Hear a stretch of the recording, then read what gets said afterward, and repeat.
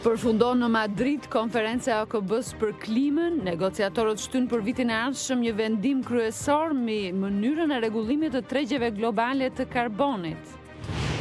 Kina pezullon tarifat shtesë të planifikuara të fillonin sot për disa mallra amerikane.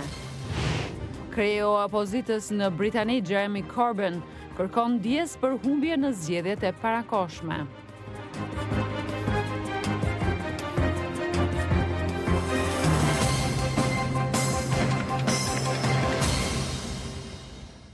Mirëmbrëma dhe mirë se vini në programin e Zërit Amerikës Ditari. Jam Rudina Dervishi. Në këtë emision do të ndiqni mendimet e ekspertëve amerikanë për paketën e ligjeve anti-shpifjes që po përpiqet të miratojë qeveria shqiptare. Tërmeti 26 nëntorit në Shqipëri ka lënë pas dëmtime edhe në disa objekte të rëndësishme të trashëgimisë kulturore shqiptare. Një kronik nga Durrësi do të na njohë sonte me planet për restaurimin e tyre. Në Kosovë, organizatat që merren me mbrojtjen e të drejtave të romëve thotë se trajtimi i këtij komuniteti është i kënaqshëm vetëm në ligje, ndërsa në praktik ende mungon zbatimi i tyre.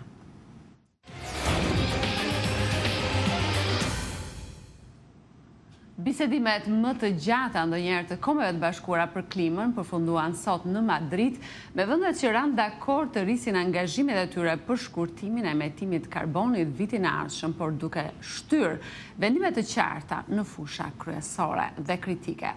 Kritikët akuzuan disa nga ndonësit më të mëdhenj në botë, përfshi këtu Shtetet e Bashkuara, për bllokimin e përparimit për të adresuar një krizë klimatike në rritje. Pas 2 javë negociatash në Madrid mbi trajtimin e ngrohjes globale, delegatët nga pothuajse 200 vende ndronë deklarata me thirrje për shkurtime më ambicioze të gazeve që shkaktojnë efektin serë dhe që po ngrojnë planetin, si dhe për të ndihmuar vendet e varfra që po vojnë pasojat e ndryshimeve klimatike. Kemi investuar shumë energji në këtë drejtim dhe është shumë zhgënjyese që në fund të ditës nuk ishim në gjendje të arrinim një marrëveshje përfundimtare, por duhet të mbetemi të përkushtuar që të vazhdojmë diskutimet për këtë çështje shumë të rëndësishme, u shpreh përfaqësuesi i Brazilit në konferencën për ndryshimet klimatike. Tregjet e karbonit, të cilat ekonomistët i konsiderojnë si kyçe për sigurimin e stimujve për nxitjen e botës drejt modeleve të rritjes me ndotje më të vogla nga karboni, mbetet një nga çështjet më të mprehta për të cilën u vendos të lihet për diskutime në takimin e vitit që vjen në Glasgow. Shpresojmë që vitin tjetër të arrihet një marrëveshje mbi tregjet e karbonit dhe ndërkombëtarizimit më të shpejtë dhe më të mirë të saj, u shpreh përfaqësuesi i Bashkimit Evropian. Caktimi i një çmimi mbi emetimet e dioksidit të karbonit, ndodhur si kryesor që krijon efektin serë, do të bënte që tregjet të mundsonin për vendet dhe kompanitë që të tregtojnë licencat për emetimin e karbonit që mund të reduktohen në mënyrë të qëndrueshme. Kjo do të nxiste teknologji me ndotje më të vogla për mjedisin. Vende nga Evropa dhe Gjetk u shprehen se është më mirë pa një marrëveshje mbi rregullat e shkëmbimit të lejeve për emetimet e karbonit, sesa një marrëveshje dobët që mund të dëmtojë disa mekanizma ekzistues rajonal për ndotjen. Në zhvillime të tjera, Kina ka pezulluar tarifat shtesë për disa mallra amerikane që ishin planifikuar të zbatoheshin sot, tha Komisioni i tarifave doganore të Këshillit Shtetëror të Kinës, pasi 2 ekonomit më të mëdha në botë ranë dakord për fazën e parë të një marrëveshje tregtare të premten. Marrëveshja, pritshmëritë së cilës kanë trazuar tregjet botërore për muaj me radhë, zvogëlon disa tarifa amerikane në këmbim të atyre që zyrtarët amerikanë thonë se do të ishte një rritje e madhe në blerjet kineze të produkteve të fermerëve amerikanë dhe mallrave të tjera. Tarifat hakmarrëse të Kinës, të cilat do të hynin në fuqi në 15 dhjetor, do të vinin në shënjestër mallrat amerikane nga drisrat e deri tek automjetet dhe pjesët e këmbimit të prodhuara këtu në Shtetet e Bashkuara. Tarifet e tjera kineze që janë zbatuar tashmë mbi mallrat amerikane do të lihen në fuqi, tha Komisioni në një deklaratë publikuar në faqen elektronike të departamenteve kineze qeveritare, përfshi Ministrinë e Financave të Pekinit. Ndërsa po afrohet fundi i vitit 2019, ekonomia amerikane po shënon shifra pozitive, duke përmbyllur një periudhë 11 vjeçare të rritjes. Presidenti Donald Trump tha se kjo është arsyeja pse ai meriton rizgjedhjen në vitin 2020. Por si shpjegon korespondenti i Zërit Amerikës Dunellari, ekzistojnë rreziqe që mund të dëmtojnë në çdo moment ekonominë amerikane dhe mesazhin për rizgjedhjen e presidentit Trump. Presidenti Donald Trump po lufton kundër procedurave të shkarkimit të tij nga detyra në Washington, por jashtë kryeqytetit ai shpreson se shumica e amerikanëve janë të përqendruar tek rritja e aksioneve. Ne kemi filluar një boom ekonomik të një niveli që nuk e kemi parë kurrë më parë. Mesazhi i presidentit mori një nxitje me të dhënat që tregojnë se shkalla e papunësisë ka rënë në 3.5%, niveli më i ulët në 50 vjet. Kjo mund të ndihmojë raportet e presidentit Trump me votuesit, thot ekonomisti Mark Hamrick. Presidenti merr meritën kur ekonomia rritet dhe fajin kur ajo të kurret. Por apo funksionon mirë ekonomia? Kandidatët demokrat për president thonë se pabarazia e pagave dhe thellimi i hendekut mes të pasurve dhe të varfërve janë probleme që presidenti Trump po ignoron. Unë mendoj se ne në Amerikë jemi tani në një pikë ku ata që janë në krye po thithin të tërë pasurinë dhe të gjithë të tjerët kanë mbetur pas. Votuesit duhet të vendosin se kush ka të drejtë në nëntor të vitit të ardhshëm, por ndërkohë mbetet shumë pasiguri në lidhje me ekonominë dhe negociatat e vazhdueshme të administratës me partnerë tregtar si Kina, të cilat analistët paralajmërojnë se po i mbajnë investitorët pezull. Realiteti është se ne kemi akoma tarifa në fuqi, ekziston ende një kërcënim se do të vinë më shumë tarifa, dhe ka gjithashtu një përshkallëzim të mosmarrveshjeve tregtare që mund të kenë ndikim në ekonomi, si për shembull marrëdhëniet me Shtetet e Bashkuara dhe Francës. Ndërsa një vit vendimtar zgjedhor po afrohet, pyetjet rreth fuqisë së ekonomisë amerikane dhe pabarazisë në të ardhura mund të jenë faktor vendimtar në një vend që mbetet thellësisht i ndarë në lidhje me udhëheqjen e tij aktuale. Në Britani, udhëheqësi kryesor i opozitës atje Jeremy Corbyn kërkoi falje sot për zhvillimin e një fushate shkatrimtare që i dha kryeministrit Boris Johnson një mandat për ta nxjerrë Mbretërinë e Bashkuar nga BE-ja muajin e ardhshëm. Por socialisti veteran mbrojti platformën e tij të majtë dhe fajsoi median për performancën më të dobët të partisë së tij që para luftës së dytë botërore. Zgjedhjet e parakohshme të përgjithshme të senjtes në Britani u shndruan në një rivotim të referendumit për antarësimin në BE të vitit 2016, në cilin Johnson kryesoi me çështjen e Brexitit. Johnson tani ka një shumicë prej 80 vendesh në Dhomën e Komunave me 650 antar, një diferencë e cila është gëzuar për herë të fundit nga Margaret Thatcher në vitin 1980. I zymt, por luftarak Corbyn tha të premten se do të tërhiqet nga posti pasi Partia e Laboristat përfundoi një periudhë reflektimi në lidhje me gabimet e saj.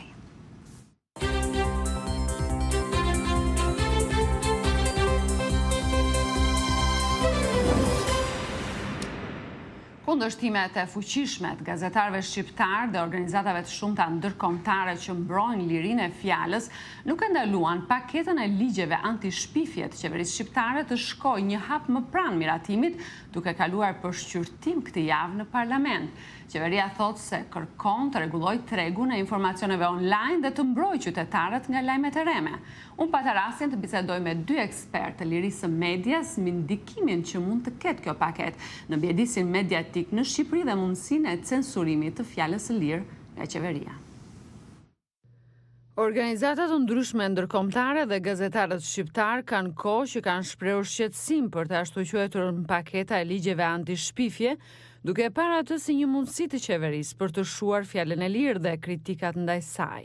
Unfortunately, I don't see any signs of the government. Fatkeqësisht nuk shoh ndonjë tregues që qeveria i ka marrë në konsiderat shqetësimet e shprehura nga organizatat ndërkombëtare dhe ka shumë të ngjarë që paketat miratohet. Ne do të vazhdojmë të monitorojmë jo vetëm procesin legjislativ në Shqipëri, por edhe ndikimin në të ardhmen të këtij ligji në mjedisin mediatik në Shqipëri, ku gazetarët përballen tashmë me sfida shumë serioze, ndërsa mbulojnë çështje të debatueshme si korrupsioni dhe politikat e brendshme. Zëvendës presidenti i organizatës ndërkombëtare IREX, Aleksandër Dardeli, thot se Shqipëria nuk është e vetme në përballjen me lajmet e rreme dhe duhet ta shohë problemin në një aspekt më të gjerë. nuk është koha të nxitojmë dhe të fusim instrumente censure për të kontrolluar lajmet e rrema dhe për të kontrolluar lirinë e shtypit dhe lirinë e fjalës.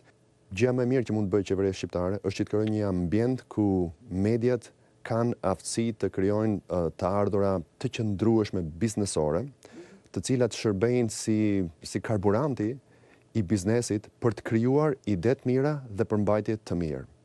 Pa pasur media të qëndrueshme, nuk do ketë informacion të mirë. Tell me how concerned are you about this law? Komiteti për mbrojtjen e gazetarëve thotë se në shumë raste lajmet e rreme përdoren si pretekst nga qeverit për të kontrolluar rrjedhjen e lirë të informacionit, përfshi disa vende me tradita demokratike. Pozicioni ynë parimor, thot Gulnoza Said, është që qeveria nuk duhet të ndërhyjë në mënyrën se si media vepron në treg. If a media is viable, is a media outlet is viable economically. Nëse një media është ekonomikisht e qëndrueshme, pasi për të ka interes, ka audiencë, njerëzit janë gati të paguajnë për të, lëret funksionojë në mënyrën që zgjedh të mbuloj lajmet dhe ngjarjet. Nëse një media nuk është e qëndrueshme, ajo do të pushojë së funksionuarin në një mënyrë të natyrshme. Përvoja klasike e botës perëndimore, thot zoti Dardeli, qëndron tek angazhimi i gjykatave për të marrë me shpifjet, me cënimin e figurës së një personi dhe element të kësaj natyre, jo me agjensi që kanë kontroll direkt nga organet administrative të shtetit, siç është rasti në Shqipëri.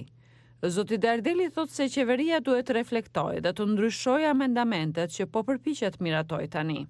Informacioni i mirë është gjëja që duhet promovojë qeveria shqiptare dhe nuk duhet të fokusohet te parandelimi i një lajmi të rrem. Betejën me lajme të rreme individuale gjithmonë do ta humb. Duhet të fokusohet te informacioni i mirë dhe tek aftësitë kritike të qytetarëve për të procesuar informacionin, të investojnë në edukim, në mendimin kritik, për herë më tepër në shkolla duke filluar nga fëmijët deri te të rinjt. Amendamentet që po diskutohen tani nuk kanë ndryshuar dhe duhet të ndryshohen, thot zoti Dardeli.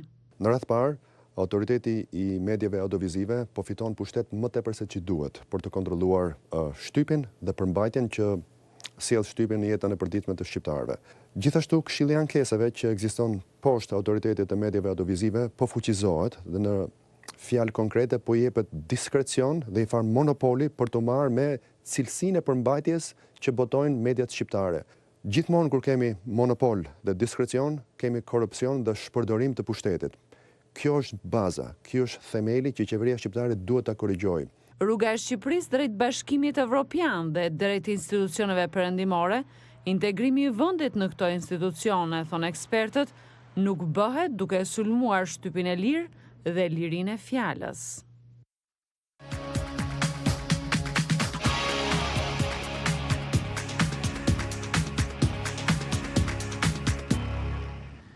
Tërmeti 26 nëntorit në Shqipëri ka lënë në pas dëmtime edhe në disa objekte të rëndësishme të trashëgimisë kulturore shqiptare. Një kullë e murit rrethues të periudhës bizantine në Durrës është shembur, ndërsa dëmtime janë shfaqur edhe në kalanën e Krujës dhe atë të Prezës.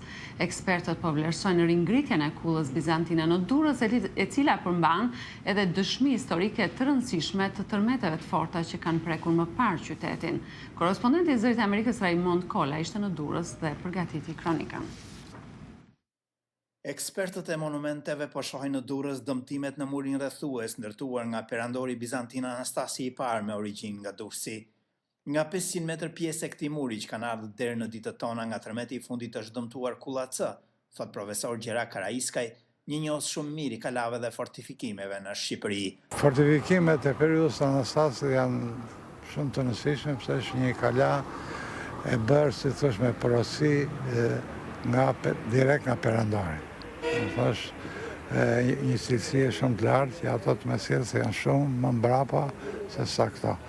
Studiuesi mendon se pjesa e murit që është shembur i përket periudhës së pas tërmetit të vitit 1273 që ka shkatruar gati plotësisht Durrësin. Për këtë kullën që ka rënë, kulla C quhet, se 3 kulla kanë ngel nga ajo periudhë, kjo është ristrukturuar edhe një herë më përpara në gjatë mesjetës.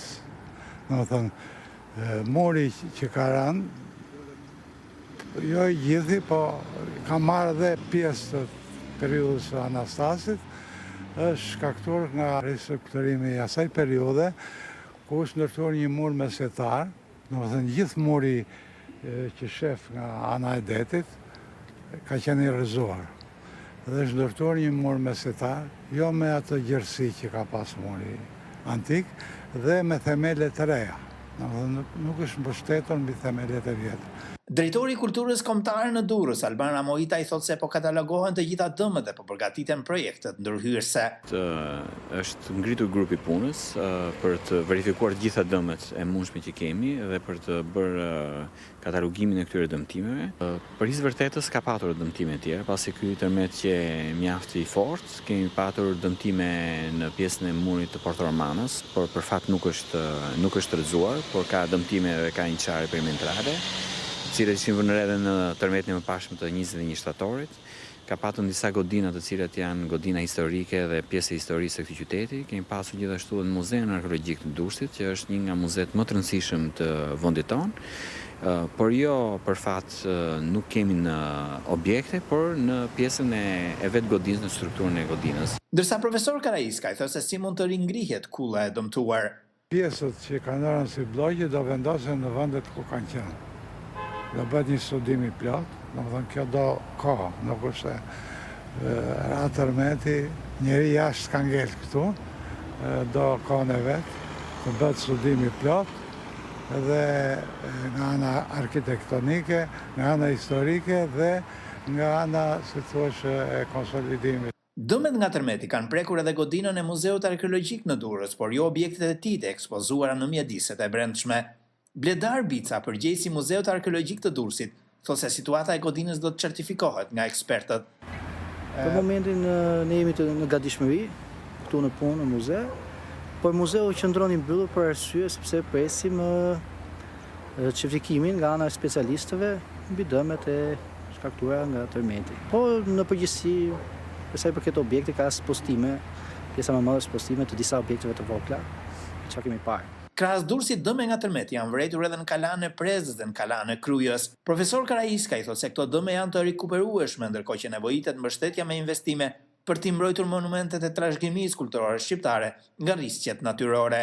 Në monumentet e kulturës ka rënë ajo një pjesë e kullës Prezës, po nuk është shumë e rëndësishme sepse nuk ka plasje poshtë kullës, është vetëm pjesa e sipër që ka qenë restauruar, diçka e re, nuk ka është çështje fondesh të jo shumë të mëdha, por që rregullohet nuk ka problem.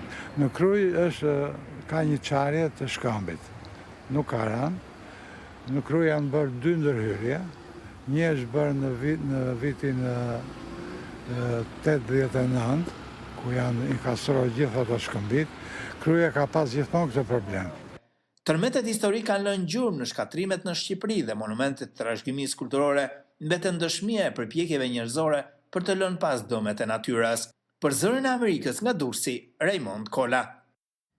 Me ditarin tani në Kosovë, pjesëtarët e komunitetit të Rom atje vazhdojnë të jetojnë në kushte shumë të rënda, ndërsa u shkeljen në vazhdimsi të drejtat që u garantohen me ligj. Organizatat që merren me mbrojtjen e të drejtave të tyre thonë se trajtimi i këtij komuniteti është i kënaqshëm vetëm në ligje, ndërsa në praktikë ende mungon zbatimi i tyre. Nga Prishtina njofton korrespondentja e Zërit Amerikës, Edlira Blaca. Përfaqësues të organizatave që merren me mbrojtjen e të drejtave të komuniteteve Roma, Shkali dhe Egjiptas në Kosovë thonë se viti që po e lën pas nuk ka shënuar përparim në respektimin e të drejtave të këtyre komuniteteve. Shpresa Agushi nga rrjeti organizatave të grave rome thotë se vrasja e një djali rom në Fushë Kosovë dhe sulmi fizik ndaj një gruaje rome në Lipjane Ferizaj që ndodhen gjatë vitit janë vetëm 2 shembuj që ilustrojnë gjendjen e këtij komuniteti në Kosovë. Nëse shteti dështon me një rast, çka mund të themi me shumë raste tjera, duke pasur parasysh që ky komunitet ende ballafaqohet me kushtet ekonomike, financiare, për mbijetesë, për punësim dhe shumë gjëra tjera, kërkohet reintegrimi i tyre, por mundësi që ju ofrohen për të qenë pjesë e reintegrimit, integrimit janë shumë të mangëta. Sadete Demaj Kajtazi nga Zyra për Qeverisje të Mirë e Kosovës thotë se vendi ka krijuar kuadër të mirë ligjor për mbrojtjen e komuniteteve, por tash duhet përqendrim në zbatimin e atyre ligjeve. Kosova tashmë e ka një kornizë mjaft avancuar ligjore, e cila është në përputhje me standardet evropiane dhe ndërkombëtare për drejtat e njerëzit. Mirë, po përpjekjet duhet të orientohen në fuqizimin dhe zbatimin e kësaj kornize ligjore. Do me thonë qytetarët duhet t'i prekin rezultatet e intervenimit politikave qeverisë në fusha dhe aspektet ndryshme. Avokati i popullit Hilmi Ashari tërheq vërejtjen në pabarazin me të cilën përballen këto komunitete. Është paksa më ndryshe krahasu me komunitetin serb, për shkak se komuniteti serb konsiderohet që sa përket punësimit ka pasur mos afirmative në realizimin e drejtave tyre, ndërsa mungojnë zbatimi i legislacionit për komunitetet roma shkali egjiptase, sidomos fushën e shëndetësisë, të edukimit, edhe gjithashtu në fushën e punësimit që janë shqetësimet kryesore të komunitetit që kanë adresuar deri më tani në institucionin e avokatit të popullit. Gjithmonë i jepet përparësi grupit më të madh minoritar të komunitetit serb, duke u anashkaluar komunitetet tjera siç janë Roma, shkali egjiptian, bosnjak, turk apo çka do që jenë, edhe pse me kushtetutë të Kosovës duhet të jemi të gjithë të barabartë, edhe pse ligjet e Kosovës për gjitha të drejtat që i duhen t'i ketë një qenie njerëzore janë shumë të mira, por mungesa e implementimit të ligjit, mungesa e shpërndarjes informatave që njerëzit ta shfrytëzojnë të drejtën e tyre bën që mos jemi të barabartë në shumë fusha. Përfaqësues të organizatave humanitare thonë se pavarësisht që këto komunitete janë integruar në sistemin politik të vendit, të drejtat e tyre janë shpesh herë të cunguara dhe se një pjesë e madhe e pjesëtarëve të këtyre komuniteteve jetojnë në varfëri të thellë, me mungesa të mëdha ushqimore shëndetësore, pa shkollë, pa punë dhe pa strehim.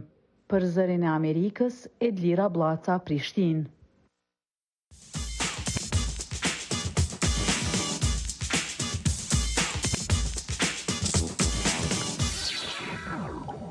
Ambasadori Amerikan në Bashkimin Evropian, Gordon Sondland, ishte një prej dëshmitarëve kryesor në procesin e timor që ndërmori Kongresi Amerikan për shkarkimin e presidentit Donald Trump. Zoti Sondland u emërua në këtë post pasi dhuroi $1 milion për komisionin e ceremonisë së inaugurimit presidentit Trump.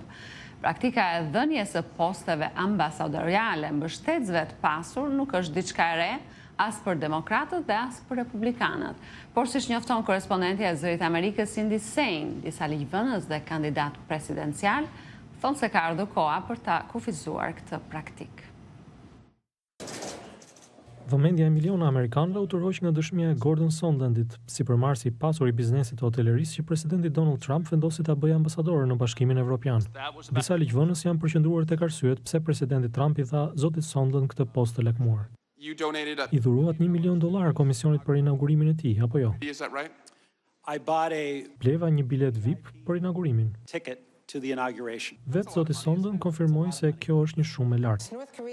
Gjatë debatit televiziv të kandidatëve demokrat për president, senatorja Elizabeth Warren u bëri thirrje kolegëve të saj të ndihmojnë që të jepet fund praktikës së shpërblimit të donatorëve politik me poste ambasadoriale. Si arriti aty ambasadori Sondland? E dim se ai nuk kishte ndonjë kualifikim. Përveç njërit, ai nënshkroi një çek për $1 milion. Kjo në rrëfen siç po ndodh në Washington, korrupsionin, se si paraja blen aksesin në Washington.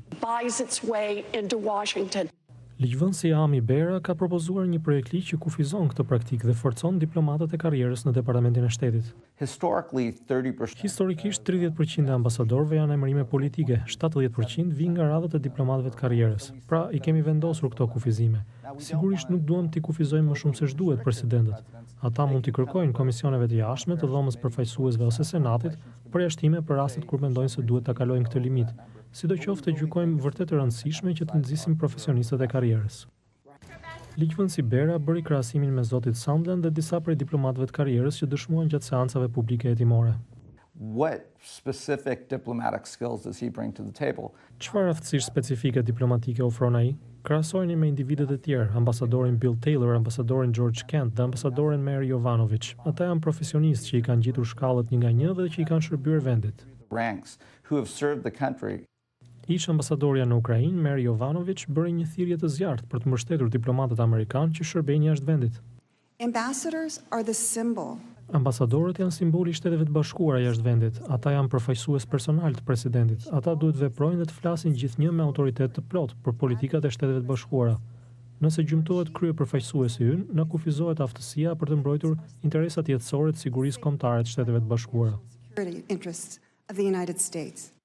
Zonja Jovanovic është një diplomate karriere prej 33 vitesh, e cila u tërhoq nga posti ambasadores në Ukrainë, bazuar në kërkesën e presidentit Trump, megjithse Departamenti i Shtetit thotë se ajo nuk ka bërë ndonjë gjë të gabuar.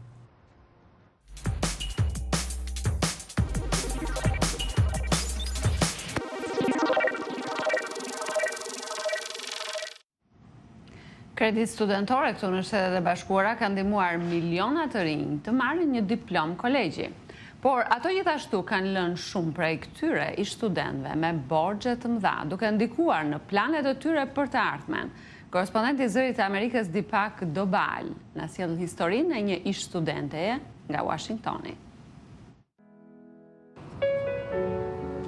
All I wanted to do, I went to high school, I got good grades, I worked hard to get into a good college. I didn't fail out of college, I didn't party my way out of college. I just went there, got an education, made friends, made connections, did everything that they tell you to do by the book. But then it just cost me so much money. And I'm not saying that I regret the education that I received, because I don't. I think they were great years. But I feel like there has to be another way. There has to be a way where people like me don't have to suffer this much. When I'm coming home from work and seeing everybody kind of pass by, the families with their kids, I think about me and when that will be a possibility. I am 27 years old, and I still have 16 years to pay in my loans because I have the 20-year repayment plan, which guarantees the lower payments, which are what I can afford right now. And this means that I'm going to end up finishing paying my loans when I'm 42 years old. So that's not really when people want to get their starter home.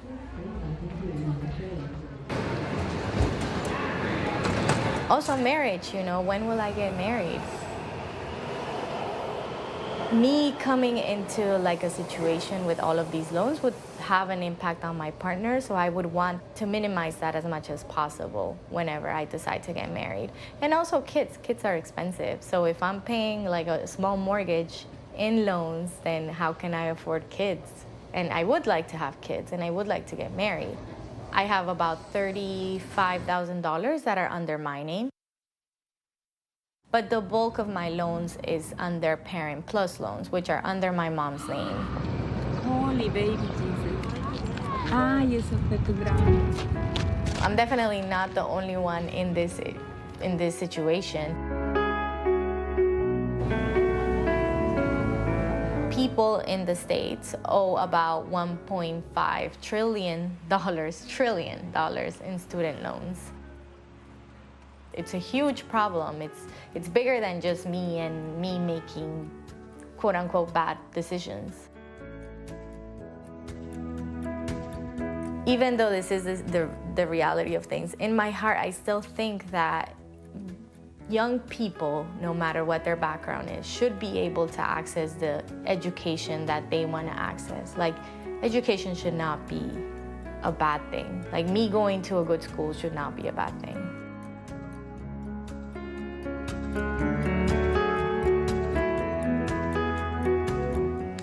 Ishi këto materialet e përgatitura për ditarin e sotëm. Ditari mund të ndiqet drejt për drejt në faqen tonë të internetit zëriamerikës.com, si dhe në Facebook.